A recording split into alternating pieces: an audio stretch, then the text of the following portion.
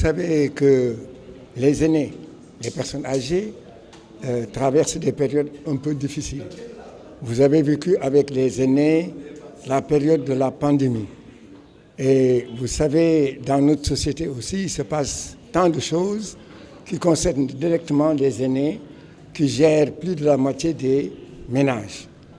Et donc, en choisissant ce thème qui paraît un peu inexistant dans notre pays, il faut reconnaître que petit à petit, la maltraitance est en train de s'installer. Ce n'est pas seulement les soins qu'il faut peut-être éviter de donner aux personnes âgées alors qu'il faut leur donner ça, mais c'est plus profond que cela. Il y a la maltraitance financière, il y a la maltraitance sanitaire, il y a la maltraitance sociale, et cela à tous les niveaux. Prenez comme exemple le Conseil national des aînés qui est né depuis 2019, à qui on a demandé de s'unir et de former une fêtière. Mais le Conseil ne dispose d'aucun moyen pour faire son travail, c'est-à-dire entrer dans le cadre du développement économique et social à travers son rôle et ses responsabilités. Et donc, de notre côté, c'est le volet sanitaire. Quand quelqu'un est malade dans la maison, je ne parle même pas des personnes âgées, il y a l'assistance qui doit être là.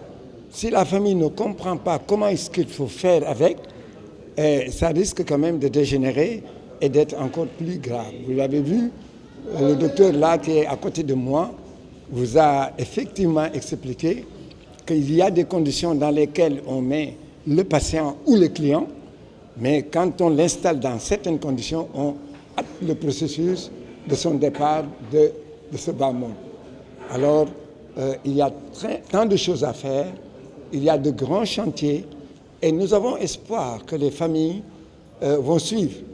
D'autant que nous sommes là, nous avons vécu le passé, nous vivons le présent et nous songeons aussi à l'avenir. Et ça nous intéresse justement. Il faut que les jeunes apprennent beaucoup de choses chez les personnes âgées.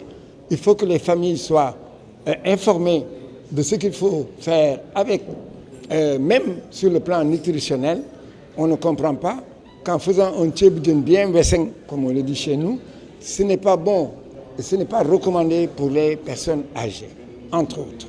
De demander, je dis, ce serait d'abord de demander aux autorités de revoir un peu, depuis 2020, cette note de synthèse qu'on a adressée aux autorités et qui a été commentée en Conseil des ministres.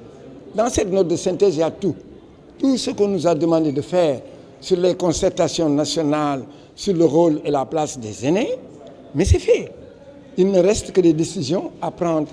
La place des aînés dans les institutions de la République, la place des aînés à l'intérieur des familles, la place des aînés dans l'environnement social et tout encore. Autre chose encore, c'est que les aînés ont une école.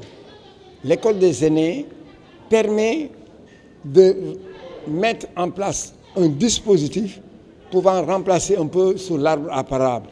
Et c'est ainsi qu'on peut accompagner les jeunes, on peut les éduquer et éviter qu'aujourd'hui, ce qui se passe, le drame en mer, ce n'est même plus à raconter, tout le monde sait comment ça se passe. Les communautés de base, je dis bien les communes d'arrondissement, ont un rôle aussi à jouer.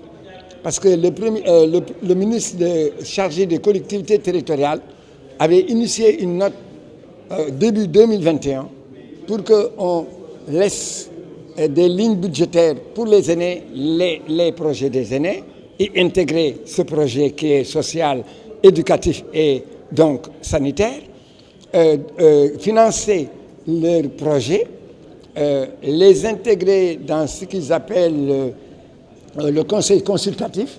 On en a besoin. Dans le conseil consultatif, on peut orienter dans le vote des budgets ce qu'il faut réserver aux aînés et réserver aux groupes vulnérables de manière générale.